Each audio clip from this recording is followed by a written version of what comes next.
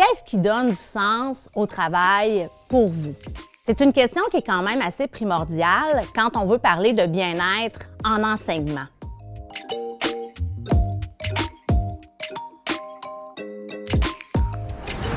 Souvenez-vous, la première rencontre, on a parlé du modèle du PERMA. Donc, Martin Seligman a étudié le bien-être et a ressorti 5 éléments qui font en sorte que les individus ressentent du bien-être dans leur vie.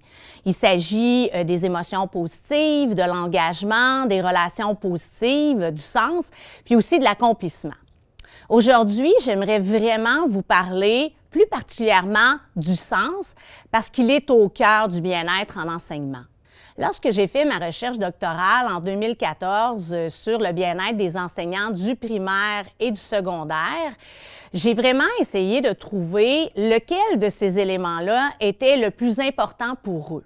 C'est avéré que j'ai découvert que le sens était au centre, donc était au centre de tous les éléments du bien-être. Ces enseignants-là, qui avaient de l'expérience, disaient qu'ils étaient dans la profession depuis tout ce nombre d'années-là parce que la profession leur donnait un sens. Mais autour de ce sens-là, on retrouvait les émotions positives et les relations positives. D'ailleurs, j'ai aussi découvert qu'il y avait 3 autres éléments relatifs au bien-être en enseignement. C'est-à-dire la passion d'enseigner, il y en a qui rapportaient ça, l'engagement professionnel et finalement le sentiment de compétence. On ne peut pas parler de sens du travail sans parler de l'engagement que l'individu a quotidiennement dans son milieu. Selon l'Institut de recherche Robert Sauvé sur la santé et la sécurité au travail, on doit distinguer 2 types de sens qui sont vraiment importants. Donc, on a le sens du travail, c'est-à-dire toutes les tâches quotidiennes que l'on doit effectuer. Et c'est ça qui donne du sens. Ou le sens au travail, qui a un lien beaucoup plus grand avec les relations, les interrelations que l'on a avec les autres, donc les collègues, la direction, les élèves. Et ces 2 types de sens-là vont être vraiment très importants dans la construction identitaire des enseignants et des autres travailleurs. Selon ma recherche, il y a 4 aspects qui pourraient décrire le sens qu'entretiennent les enseignants par rapport à leur profession. Le premier aspect est relatif au développement identitaire. Beaucoup d'enseignants vont donner du sens à leur travail parce que tout au long des expériences, ils ont développé un sentiment de compétence par rapport à ce qu'ils font. Le deuxième, c'est le rôle significatif qu'ils ont. Autrement dit, ils vont travailler quotidiennement à faire des projets, à enseigner et ça va faire en sorte qu'ils développent vraiment un rôle important dans l'école dans laquelle ils évoluent. Le troisième, c'est la responsabilité sociale qu'ils ont. Donc, il y en a qui s'engagent en enseignement parce qu'ils savent qu'ils vont, d'une certaine façon, contribuer au changement de la société, à l'éducation des futurs citoyens, et ça, ça leur donne un sens. Et finalement, il y a aussi le sentiment d'utilité qui est vraiment très important pour les enseignants.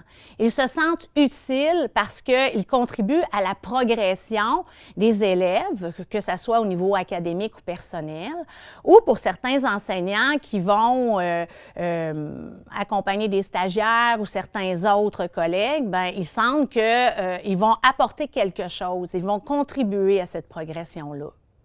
Maintenant, on peut se demander comment on peut créer du sens au travail.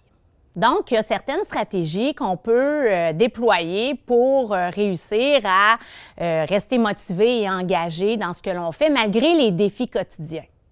Donc, si on revient sur les 4 aspects que je vous ai expliqués précédemment, l'une des stratégies pour développer votre identité professionnelle positivement, ça serait vraiment de vous fixer des objectifs, qu'ils soient individuels ou collectifs, pour mettre en valeur vos forces et vos compétences. Ça pourrait être, d'une certaine façon, développer une nouvelle séquence d'enseignement-apprentissage dans le cadre de vos cours ou vous impliquer dans un projet école avec certains élèves.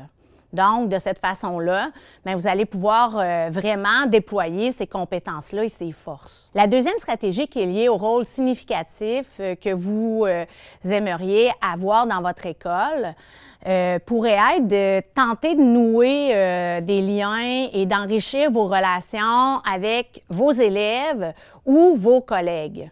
Donc, de cette façon-là, vous allez pouvoir développer une attitude beaucoup plus ouverte, une attitude où vous vous préoccupez de tous et chacun.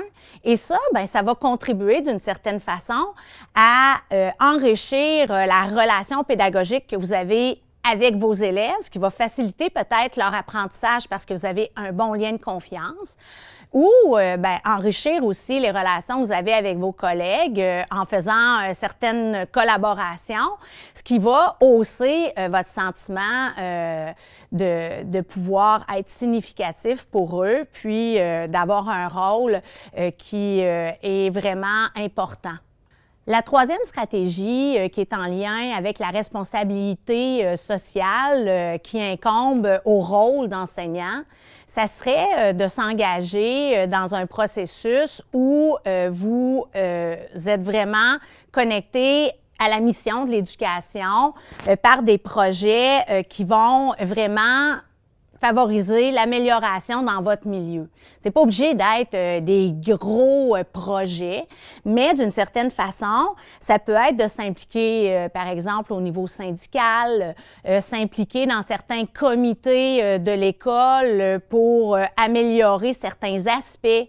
Donc, cette façon-là de s'impliquer va vraiment faire en sorte que vous allez combler le besoin d'avoir une responsabilité sociale et démontrer vraiment que vous faites quelque chose à petite ou à grande échelle pour la société.